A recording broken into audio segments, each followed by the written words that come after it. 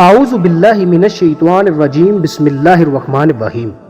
اللہ تبارک و تعالیٰ کے نام سے شروع جو بڑا مہربان اور نہایت رحم کرنے والا ہے۔ پیارے دوستو، موت ایک ایسی تلخ حقیقت ہے جس کو دنیا کے ساتھ محبت کرنے والا کبھی بھی قبول نہیں کرنا چاہتا، لیکن جب اللہ تبارک و تعالیٰ نے قرآن پاک میں ارشاد فرمایا کہ کلو نفس ذائقۃ الموت، کہ ہر جاندار کو موت کا ذائقہ چکھنا ہے، ہر شخص نے یہاں سے ایک نہ ایک دن چلے جانا ہے۔ ناظرین، آج کی اس ویڈیو میں ہم آپ کو بتائیں گے کہ نزاع کے عالم میں جب انسان پر موت کا وقت آتا ہے تو نزاع کے عالم میں موت کی شدت کی وجہ سے وہ سب کچھ بھول جاتا ہے، لیکن ایسے کون سے دو لوگ ہوتے ہیں جو کہ اس کو اس وقت بھی بہت شدت سے یاد آتے ہیں اور وہ ان کو بلا نہیں پاتا اور وہ ان کو ملنے کے لیے بے چین ہوتا ہے۔ پیارے دوستو، رسول کریم صلی اللہ علیہ وآلہ وسلم نے ارشاد فرمایا کہ مسلمان کو جب موت آتی ہے تو اس کی پیشانی پر پسینہ آ جاتا ہے۔ پیارے دوستو، محدثین کرام فرماتے ہیں کہ یہ پسینہ اس لیے آتا ہے کہ وہ اپنے گناہوں اور اعمال صالحہ کی کمی کی وجہ سے اپنے رب سے شرم و حیا محسوس کر رہا ہوتا ہے۔ اور ایک روایت میں آتا ہے کہ اگر میت کی پیشانی پر پسینہ بہہ پڑے اور آنکھیں ڈبا جائیں اور نتنے پھول جائیں تو یہ رحمت الہی کی علامت ہے۔ دوستو، مرتے وقت انسان کے دل و دماغ سے ہر چیز نکل جاتی ہے اور وہ سب کچھ بھول جاتا ہے، اپنا مال و دولت، عزیز و اقارب، دوست، رشتہ دار، سب کچھ بھول جاتا ہے۔ لیکن مرتے وقت انسان دو لوگوں کو بہت زیادہ یاد کرتا ہے۔ وہ شخص دو لوگوں کو ہرگز نہیں بھول پاتا۔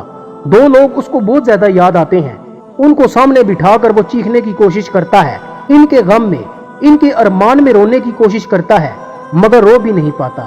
حضرت مولانا جلال الدین رومی رحمۃ اللہ علیہ ارشاد فرماتے ہیں کہ میرے محلے میں ایک شخص زندگی اور موت کی جنگ لڑ رہا تھا، مرنے والا موت کے بالکل قریب تھا۔ لوگ میرے پاس آئے، حضرت ہمارا ایک شخص مرنے والا ہے، آپ آ کر انہیں کلمہ پڑھنے کی تلقین کریں، قرآن پڑھنے کی تلقین کریں۔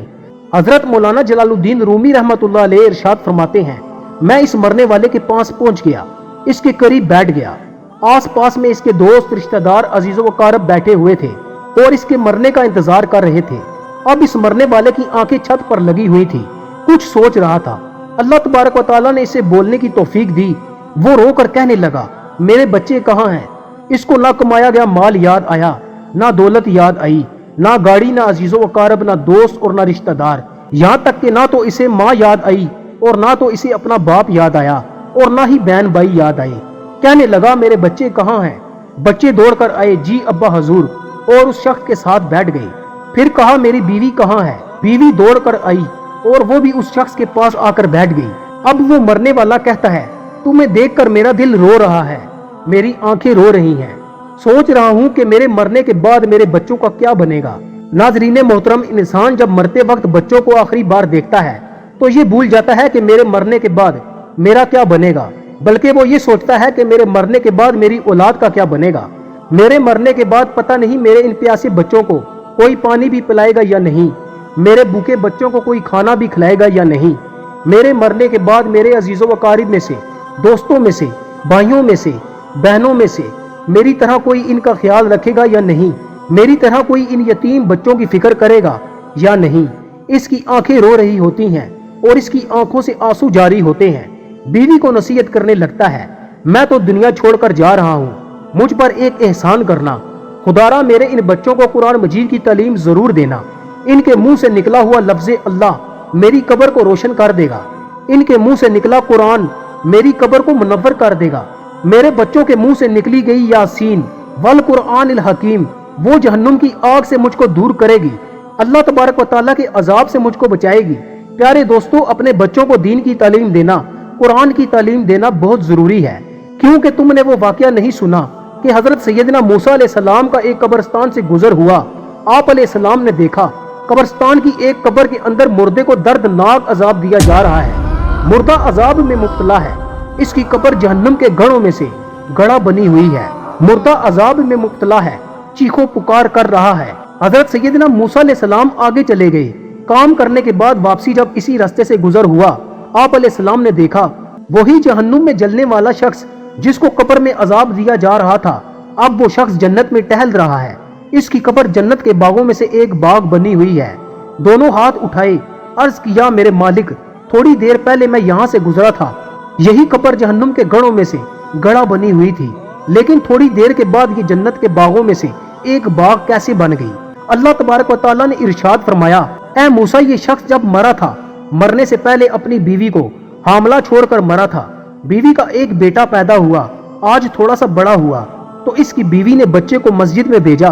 मुअल्लिम साहब ने इसके बच्चे को बिस्मिल्लाहिर्रहमानिर्रहीम पढ़ाई। आज इसके बच्चे ने बिस्मिल्लाहिर्रहमानिर्रहीम पढ़ा। मूसा, मुझे हया आती है कि इसका बच्चा मेरा नाम ले और मैं अपना नाम लेने वाले बच्चे के बाप को जहन्नुम में डालूं। ये मेरी रहमत गवारा नहीं करती। प्यारे दोस्तों, अगर चाहते हो कि तुम्हारी कब्रें रोशन हों, अजाब तुम्हारे करीब बिल्कुल ना आए, तो अपने बच्चों को कुरान मजीद की तालीम देना बहुत जरूरी है। बहरहाल प्यारे दोस्तों, हजरत मौलाना जलालुद्दीन रूमी रहमतुल्लाह अलैह इरशाद फरमाते हैं कि एकदम इसकी जुबान लड़खड़ाने लगी, एकदम इसके होंठ कांपने लगे, इसका बदन कांपने लगा और इसकी रूह निकालने के लिए मौत का फरिश्ता आ गया। फरमाते हैं जब इंसान की रूह निकलती है तो इसका मुंह खुल जाता है, दोनों होंठ एक दूसरे से जुदा हो जाते हैं। इंसान की रूह इंसान के पैरों से निकलती हुई ऊपर की तरफ आती है। जब दिल और फेफड़ों तक पहुंचती है तो वो वक्त होता है कि जब इंसान जिंदगी में पहली बार दुनिया में फरिश्ते और शैतान को देखता है। एक तरफ फरिश्ते इसके कान में मशवरा देते हैं, दूसरी तरफ इसकी जुबान से इसके अमल के मुताबिक अल्फाज निकलने लगते हैं।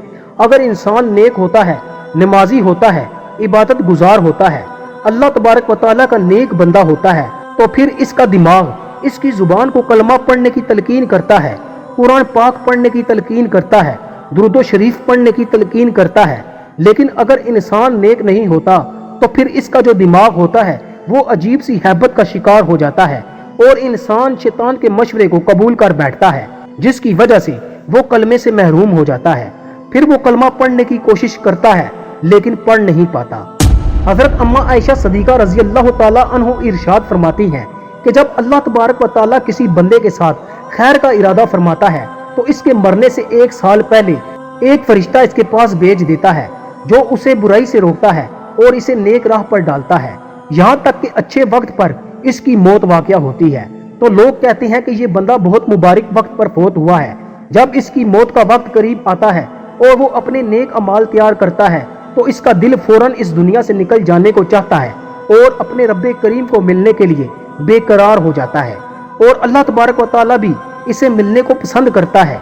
अल्लाह तबारक व तआला से दुआ है कि अल्लाह तबारक व तआला हमें और तमाम उम्मत मुहम्मदिया को अमाले सालिहा की तौफीक अता फरमाए, हम सब का खात्मा ईमान पर फरमाए और औलादे सालिहा अता फरमाए जो हमारे लिए सदका जारिया बने और हमारी आंखों की ठंडक का जरिया बने। और अल्लाह तबारक व तआला हमें हजूर अकरम सल्लल्लाहु अलैहि वसल्लम के बताए हुए तरीके के मुताबिक जिंदगी बसर करने की तौफीक अता फरमाए। प्यारे दोस्तों, अगर आपको हमारी ये वीडियो अच्छी लगे तो इसे अपने दोस्तों के साथ जरूर शेयर कीजिएगा और हमारे चैनल को सब्सक्राइब भी कर लीजिएगा।